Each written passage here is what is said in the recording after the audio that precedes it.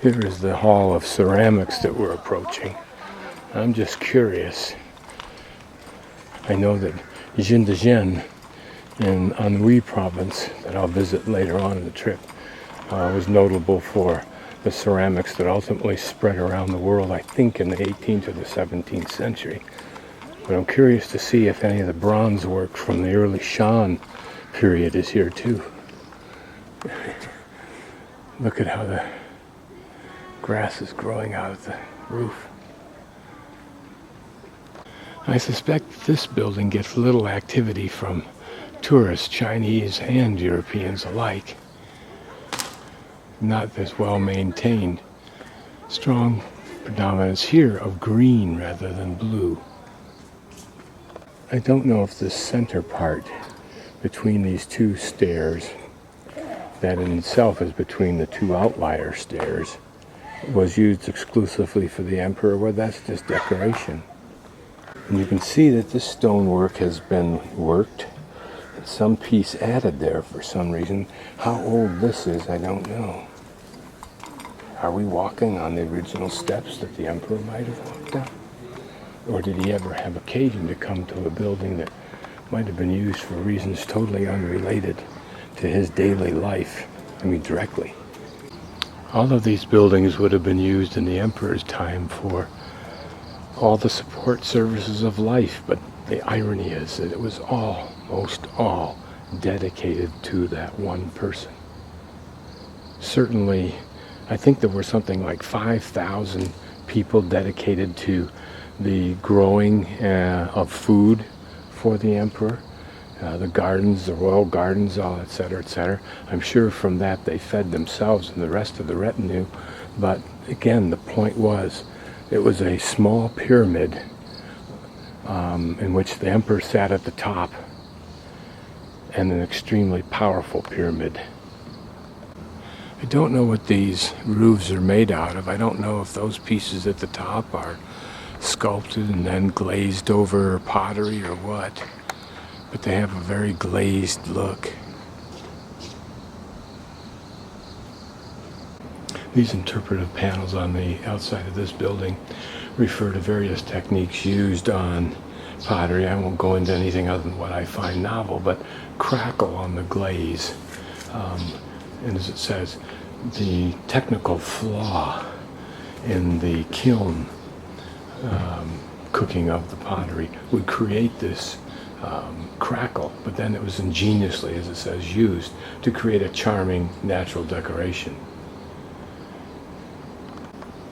And also this vase is apparently in the shape of a gallbladder, who'd have thunk? This pattern is interesting because it reflects earthworm paths over mud, something you often see along a shoreline or a river line. And this technique I've seen before, where you have a light color on the bottom and then a dark color on top, and then you cut through very carefully the top layer to the bottom layer, exposing or creating your design.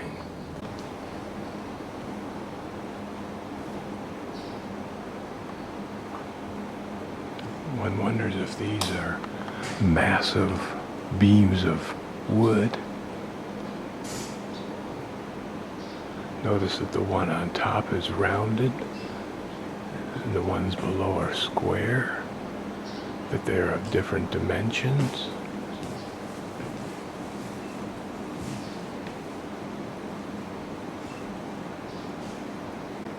It's interesting how some of these designs affect my brain as European, like this largest one here.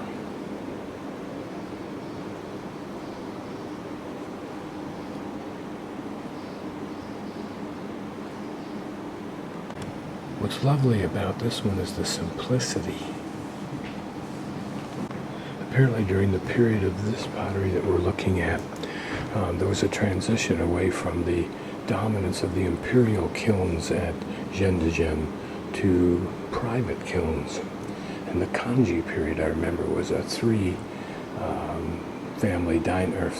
brother dynasty, I think it was, brother, son, something like that. and Kanji was the most famous and great and revered emperor. It was a great time in the history of China. This is decorated with 10,000 characters indicating longevity. Imagine the time and effort to make this. This vase of elegant, intricate melon and butterfly designs. Let me see if I can get in closely.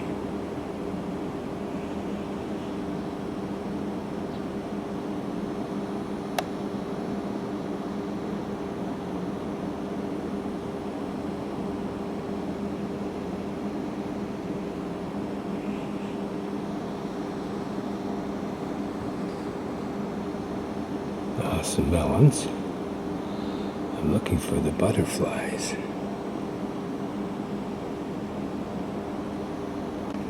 This is a design of dragon amongst clouds. The range, of course, is infinite. One could take a lifetime becoming knowledgeable on all of this ceramic work. And it must give them an exquisite pleasure to do so, if they're that motivated. And this apparently is a small cup and saucer that might have accompanied that large vessel of the dragon in the clouds. A relatively small design, but let's look at the detail, because it's very fine. Of vines.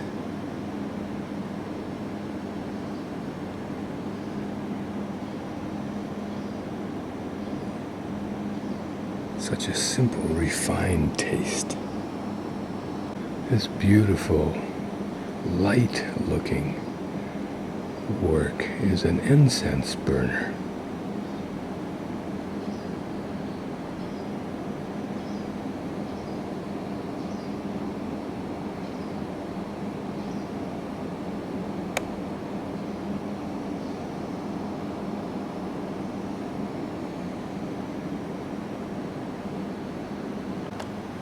This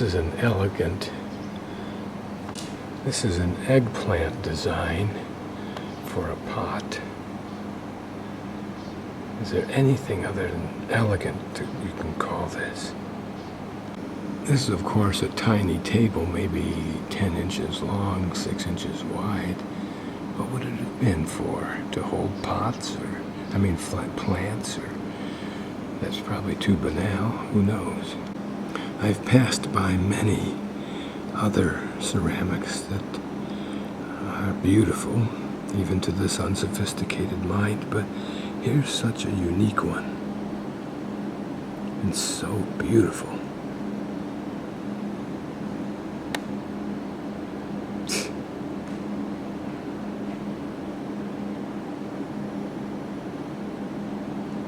Who, including an emperor, would not prize this? Imagine the technical skills required to make the one on the left in particular, probably on the right also if I were more knowledgeable, but to make a vase and then carve out so much of it, and then complete the process without damaging it. 4 very delicate pieces, different, unique each. Is this made, or was it a piece of stone that the base was made for?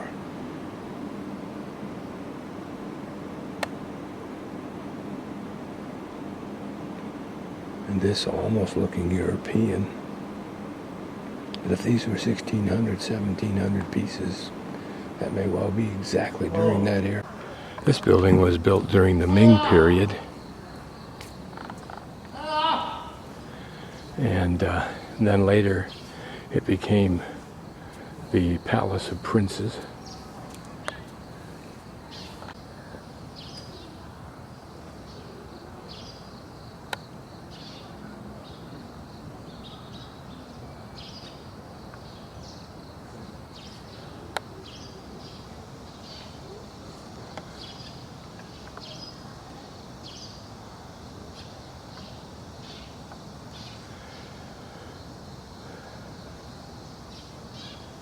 This building was first built during the Ming period and used as the palace of princes.